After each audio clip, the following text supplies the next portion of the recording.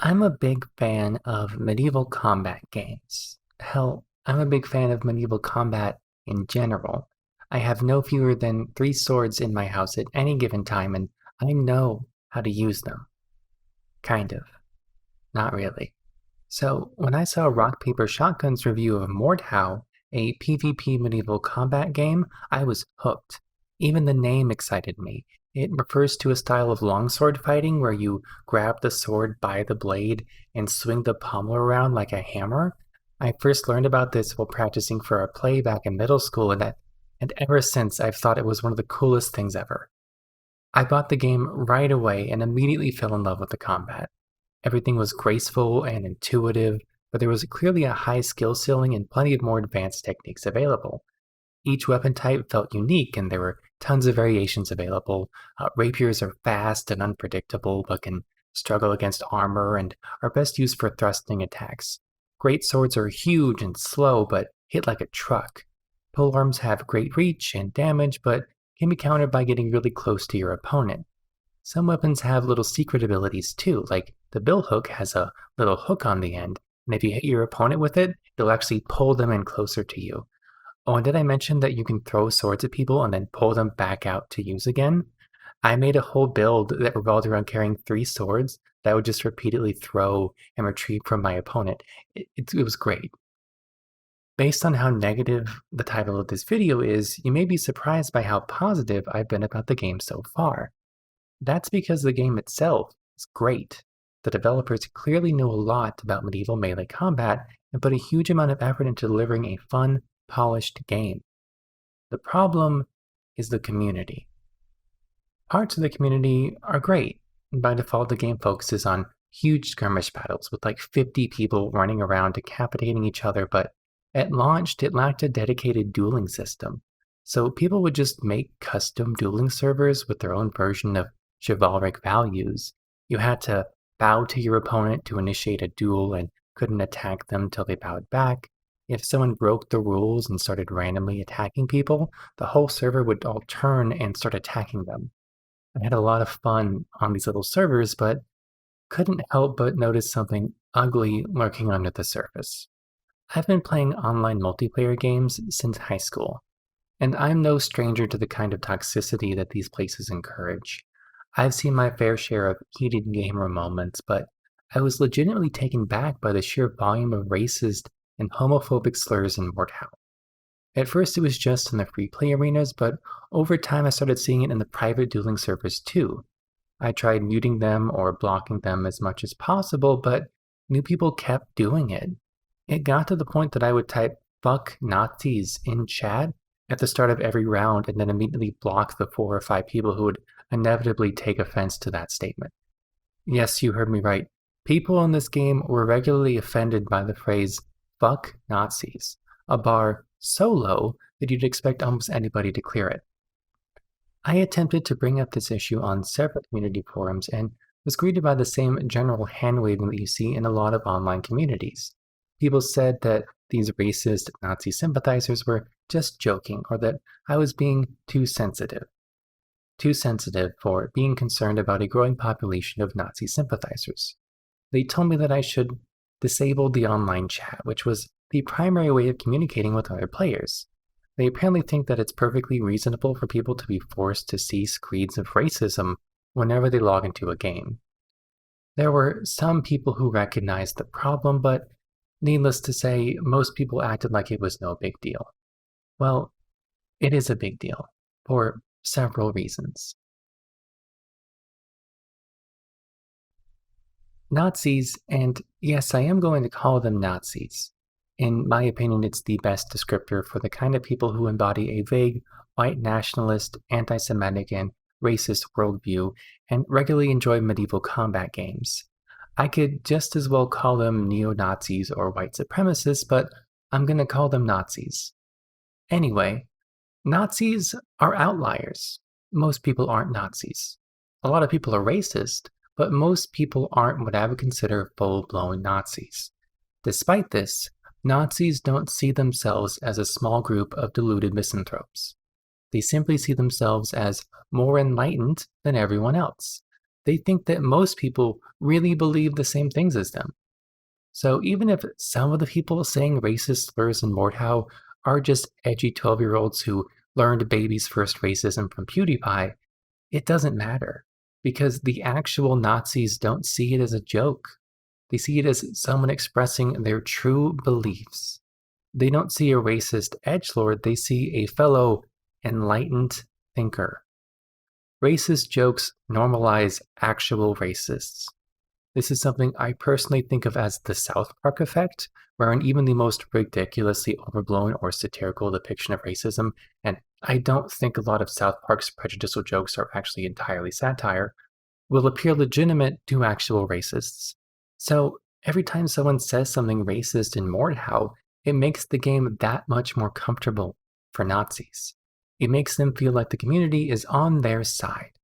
Every time someone calls a player a snowflake or SJW for calling out that racism, they show the Nazis that the community has their back.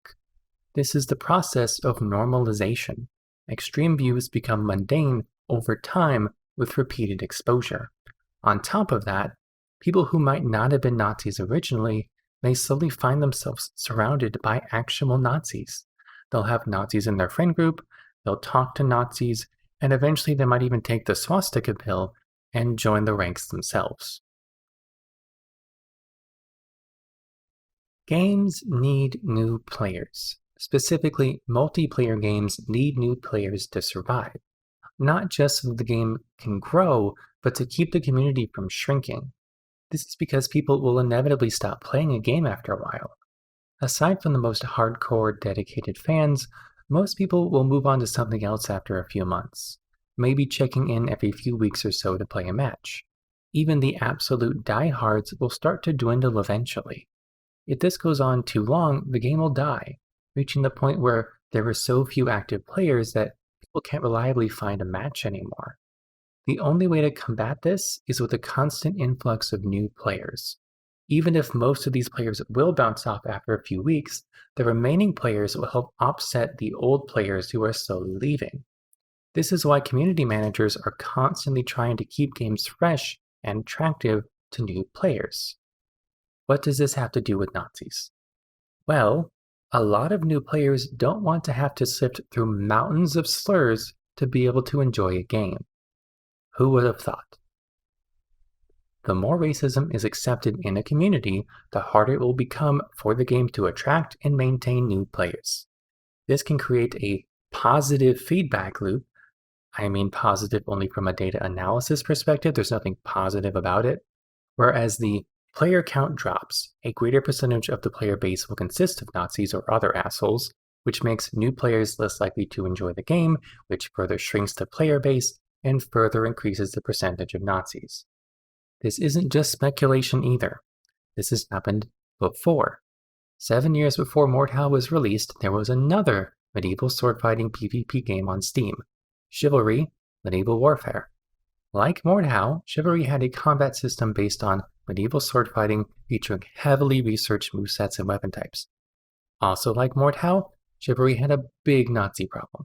Nazis dominated chat, they dominated online forums, they attacked anyone who disagreed with them, and generally made the game unplayable for anyone who wasn't willing to look past their blatant racism.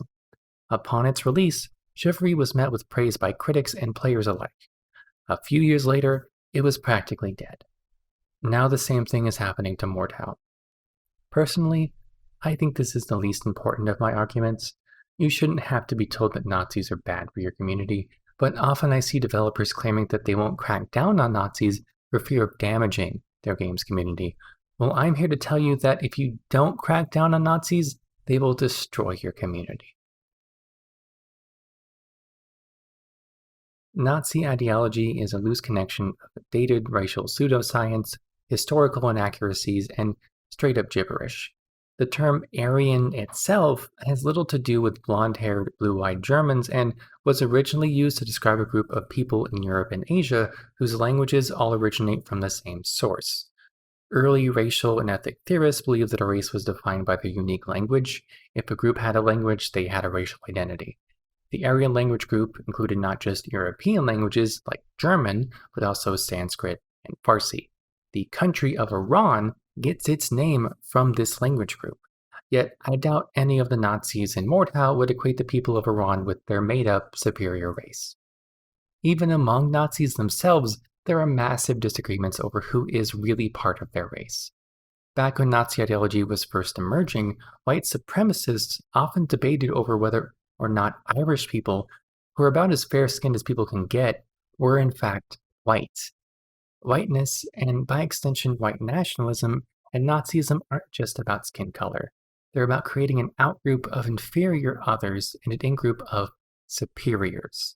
The exact definitions of who is or isn't part of the in-group can and have changed depending on the circumstances.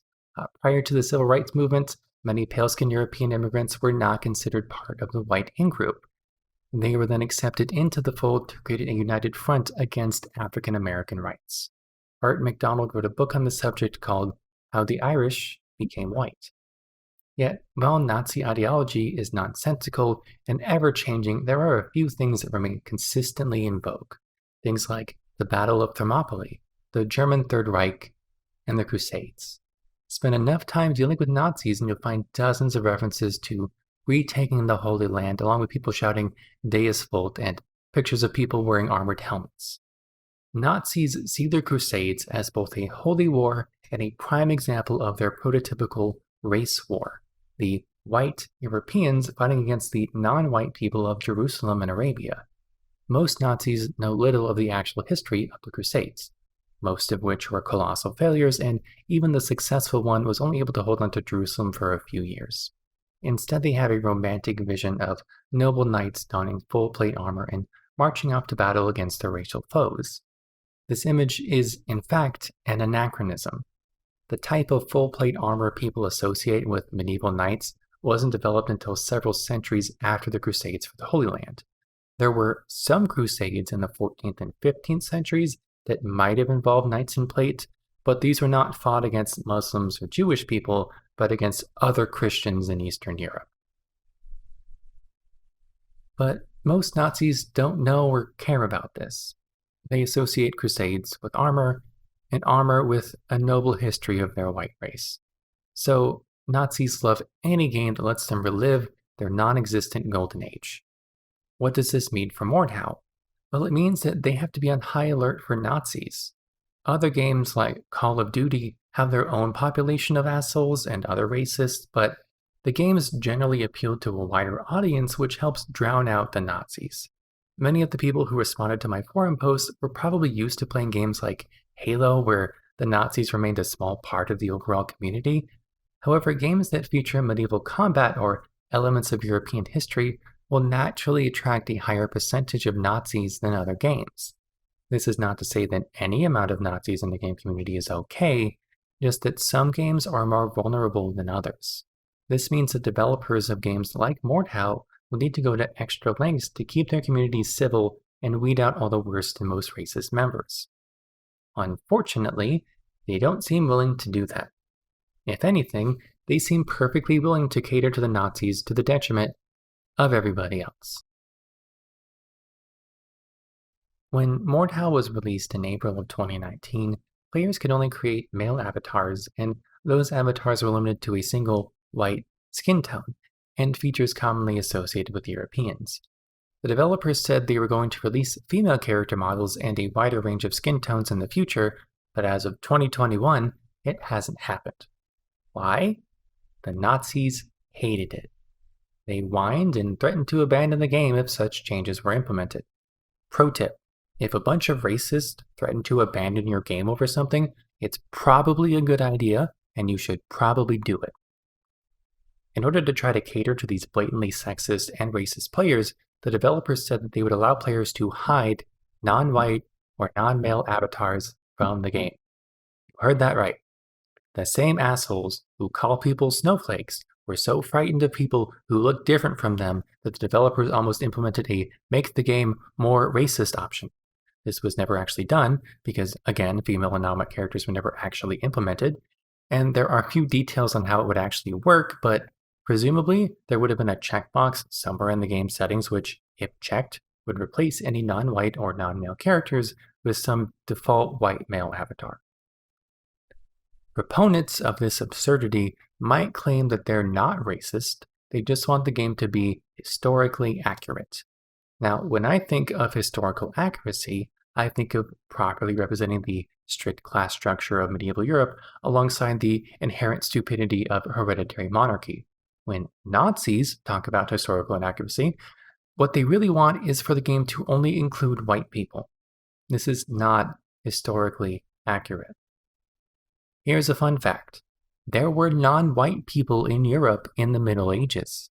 Europe was not some homogeneous fantasy land dominated by a single monoculture of noble albinos. In fact, if you look at a map, you might notice that Europe and Africa are pretty close. In fact, they're right next to each other. They almost touch at the Strait of Gibraltar. And hey, look, it's the Middle East over there. And what's that next to Russia? Oh, yeah, that's Asia. In fact, if Mordhau is primarily set in the Holy Roman Empire, parts of it were actually much closer to Africa and Asia than they were to, say, Ireland. Yet, I don't see many people complaining about the game having redheads in it. Surely, if someone could migrate across two bodies of water to reach Prussia, they can make it from Tunisia to Italy, or from the Ottoman Empire to Austria. Yes, most people living in Europe had European ancestries, but there were foreigners and non-white people everywhere. Dante Douglas at Vice touched on this in his article, Mordhau and the Fantasy of an All-White Middle Ages. As for female warriors, women fought in wars all the time. Despite the strict misogyny of medieval Europe, women still fought. They fought for their families, for their lords, or just to protect themselves.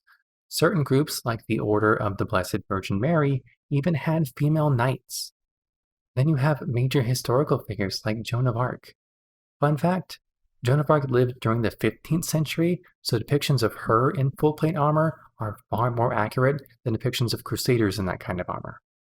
Women in medieval combat were a minority, but they also definitely existed, and there's certainly no historical reason why they should be left out of a game that allows you to show up to a fight wearing 3 swords and use them like throwing knives. That is definitely not historically accurate. I really hope that some YouTube contrarian spends hours of research to find a single loose account of someone bringing a bunch of swords to a fight and throwing them at people. That would be the most metal thing ever. In reality, Nazis don't care about historical accuracy. If they did, they would be forced to accept that a lot of their foundational myths are untrue or heavily skewed. The Battle of Thermopylae was not some great triumph of the West over the East. Ancient Spartans didn't consider themselves Western any more than they considered themselves entirely Greek. Spartans specifically described themselves as foreign conquerors waging an eternal war against the original settlers of their territory, the Helots. Ancient Greece was not some unified ethnic state. It was a collection of independent cities that all had their own identities and who constantly fought amongst themselves. The Spartans didn't hate the Persians any more than they hated the Athenians. In fact, they hated the Athenians way more. Several years after the Battle of Thermopylae, the Spartans sided with Persia against Athens and helped sack the city. Yet, Nazi ideology ignores these facts in order to present the Spartans as the original European Übermenschen, even though many of them probably wouldn't even be considered white. So when people justify excluding certain people from historical games on the basis of skin color or gender, they're actually just justifying racism, misogyny, and probably don't know as much about history as they think they do. In May of 2019, 1 month after the game's release, Mordhau peaked at 60,000 simultaneous players, and an average of 29,000 at any given time. In May of 2020, they peaked at just under 9,000 concurrent players, and an average of 4,000. At the time of this recording, the game is seeing an average of 3,500 players at a time. This is far from the smallest community on Steam, but it is a sharp decline from where they started. Most people, it seems, just don't want to keep playing. One might blame the gameplay itself, but as I've described before, the gameplay is excellent. It's one of the best PvP experiences I've ever had. It's dying because the community is full of Nazi shitheads. I'm hardly the only person to notice this. People regularly bring up the Nazis on Mordhau forums, only to get shot down or ignored. People continue to claim it's not a problem while the community slowly shrinks around them. This already happened to Chivalry back in 2012, and with Chivalry 2 right around the corner, there's a good chance it'll happen again. So, Nazis are bad for games. Nazis are wrong about historical accuracy, and if you don't do something about the Nazis, they will ruin your game.